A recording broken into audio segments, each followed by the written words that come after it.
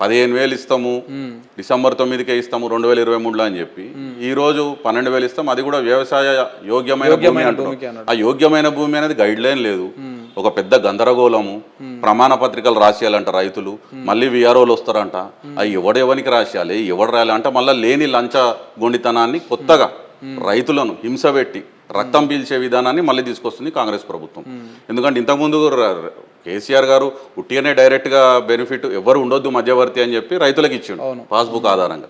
ఇప్పుడు వీళ్ళు వచ్చి రైతు సెల్ఫ్ డిక్లేర్ చేసుకోవాలి, రైతు మళ్ళీ ఎంట్రీ చేయించుకోవాలి. మేము అనేది ఒకటే, ఇప్పుడు కాంగ్రెస్ పార్టీ కానీ భారతీయ జనతా పార్టీ కానీ 14 లక్షల కోట్లు బడాబాబుల కార్పొరేట్ గద్దెలకి రుణమాఫీలు చేసి రైట్ ఆఫ్లు చేసేసి పంపించేస్తారు.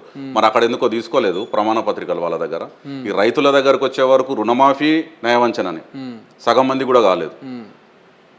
రైతు భరోసా కూడా మాకైతే నమ్మకం లేదు. ఇది లోకల్ బాడీ ఎలక్షన్స్ కోసం చేస్తున్న డ్రామా. ఇది 12,000 ఇస్తామని చెప్పి తర్వాత ఏదో కొంతమందికి ఇచ్చి కొంతమందికి ఇయ్యాక ఏదైతే రుణమాఫీలో జరిగిందో అదే గందరగోళ పరిస్థితి ఇది కూడా చేసి రేపు లోకల్ బాడీ ఎన్నికలు అయిపోయినా మమ అనిపించే కార్యక్రమం అని చెప్పి మాకైతే డెఫినెట్గా వీళ్ళ తీరు చూస్తుంటే మాత్రం అనిపిస్తుంది.